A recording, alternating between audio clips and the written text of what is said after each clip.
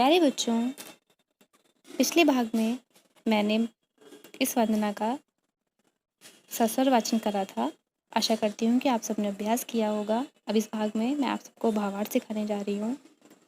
सबसे पहले मैं एक बात आपको बताना चाहती हूँ कि आपके पाठ के ऊपर कोने में देखिए एक चित्र बना हुआ है चौकोर बॉक्स में। ये QR कोड कहलाता है। QR कोड की सहायता से हम किसी भी पाठ को, हर पाठ का QR कोड अलग अलग होता है। इसकी सहायता से जब हम किसी भी पाठ से संबंधित बहुत सारे वीडियोस देख सकते हैं। आपको इसे अपने फ़ोन से स्कैन करना है और इससे रिलेटेड वीडियोस दीक्षा ऐप पर ओपन हो जाती हैं। तो आप अपने फ़ोन में दीक्षा ऐप इंस्टॉल करिएगा और QR कोड की सहायता से भी पढ़ने का प्रयास करिएगा। तो बच्चों, आज की वंदना है वीणावादिनी वर्दे, जिसमें मैंने आपसे कहा था कि मैं इस भाग में भावार्थ और संदर्भ लिखना सिखाऊंगी। बच्चों, संदर्भ का अर्थ ये होता है कि हम जो भी पंक्तियों का भावार्थ बताने जा रहे हैं वो किस किताब से ली गई हैं, किस पाठ से ली गई हैं और उसके रचयिता या लेखक कौन है। तो बच्चों, इस वंदना का सारांश भावार्थ लिखने के लिए हमें सबसे पहले पाठ्यपुस्तक मंजरी का नाम देना होगा, फिर किस पाठ से ली गई तो वीणावादिनी से ली गई है और उसकी रचयिता सुविख्यात कवि सूर्यकांत त्रिपाठी निराला जी हैं। तो संदर्भ लिखते समय हम ऐसे लिखेंगे, प्रस्तुत पद्यांश हमारी पाठ्यपुस्तक मंजरी के वीणावादिनी वर्दे नामक कविता से ली गई है। इस पाठ के रचयिता सुविख्यात कवि श्री सूर्यकांत त्रिपाठी निराला जी हैं। तो आइए अब इसका भावार्थ पढ़ते हैं। वर्दे वीणावादिनी वर्दे, प्रिय स्वतंत्र रहो, अमृत मंत्र नो, भारत में भर दे। बच्चों, वर का अर्थ ये होता है, पहले आप लोगों ने अक्सर टीवी पर सीरियल्स में देखा होगा कि लोग तपस्या करते थे और भगवान को प्रसन्न करते थे और जब भगवान जी प्रसन्न हो जाते थे तो उनको उनका मनचाहा वरदान देते थे। तो ये वही वरदान है कि हमको हमारी मनचाही चीज़ मिलना। वीणावादिनी, आप लोगों ने देखा होगा कि जितने भी भगवान हैं सभी का कुछ ना कुछ मुख्य वाद्य यंत्र है। जैसे श्री कृष्ण भगवान हैं तो उनके हाथों में क्या होता है, बांसुरी। इसी तरह से हमारी सरस्वती माता के हाथों में वीणा होती है। तो वीणा को बजाने वाली वीणावादिनी अर्थात सरस्वती माता। रव, रव का अर्थ है ध्वनि। अमृत मंत्र का अर्थ है ऐसे मंत्र जो हमें अमृत की ओर ले जाएं। तो प्रस्तुत पद्यांश में निराला जी ये वरदान मांगते हैं सरस्वती माता से कि हे माँ सरस्वती, लोगों में गंभीर स्वतंत्रता की ध्वनि को भर दो और भारत में ऐसे मंत्र भरो जो हमें कल्याण की ओर ले जाएं। बच्चों, ये कविता निराला जी ने उस समय लिखी थी जब भारत में परतंत्रता थी, यानी स्वतंत्रता की लड़ाई के लिए हम लोग प्रयास कर रहे थे। तो इसीलिए लोगों में उन्होंने नवचेतना फैलाने के लिए सरस्वती माता से ये वरदान मांगा कि यहाँ के लोगों में स्वतंत्रता के लिए एक नई आवाज़ भरो और लोगों में ऐसे मंत्रों भरो जो हमें अमृत की ओर ले जाएं या कल्याण की ओर ले जाएं। बच्चों, रव में ध्वनि है और अंध उर में अज्ञानपूर्ण हृदय।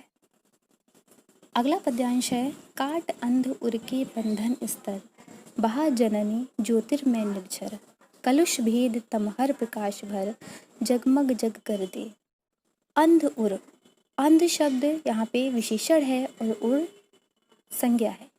अंध का अर्थ है अंधकार और उर का अर्थ है हृदय। तो अंधकारपूर्ण हृदय यानी अज्ञानपूर्ण हृदय। बंधन, बंधनों का अर्थ होता है ऐसे जाल, ऐसे बंधन जो हमें किसी चीज़ में बांध के रखें। जननी का अर्थ है माता। निर्झर का अर्थ होता है झरना। कलुष का अर्थ है मलिनता या पाप। तो हे सरस्वती माता, लोगों के हृदय से अज्ञानपूर्ण बातों को दूर करिए, उनके बंधनों को काट दीजिए और हे माँ, प्रकाश के झरने को बहा दीजिए और पाप और मलिनता के जो अंधकार है, तम का अर्थ है अंधकार का जो अंधकार है उसको दूर करिए और लोगों में प्रकाश भर दीजिए अर्थात ज्ञान को भरिए और इस संसार को जगमगा दीजिए। किस चीज़ से जगमगा दीजिए? ज्ञान के प्रकाश से जगमगा दीजिए। तो लोगों के हृदय से बंधनों को, अज्ञानता को दूर करके ज्ञान का प्रकाश को भर दीजिए।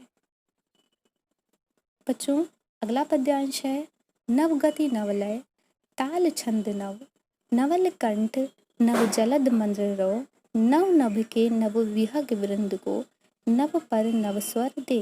नव का अर्थ है नया, गति जो जिस चाल से हम चल रहे हैं वो गति है। तो बच्चों, नई गति, नई लय, ताल, नई छंद, नया कंठ, नए जलद मीन्स बादल। हे माँ सरस्वती, लोगों में नई गति, नया लय, नई ताल, नए छंद, नई ध्वनि या नई आवाज़ और बादलों की भी ध्वनि में नयापन दीजिए। नव नभ, नभ का अर्थ होता है आकाश, विहग का अर्थ है पक्षी और वृंद का अर्थ होता है समूह।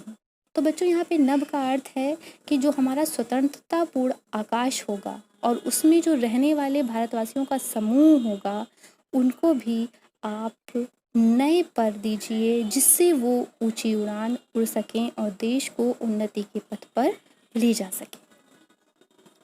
बच्चों, मंद्र रौ मीन्स गंभीर ध्वनि, विहग वृंद, विहग का अर्थ है पक्षी और वृंद का अर्थ है समूह, जलद का अर्थ है बादल, नभ का अर्थ है आकाश, कंठ का अर्थ होता है गला।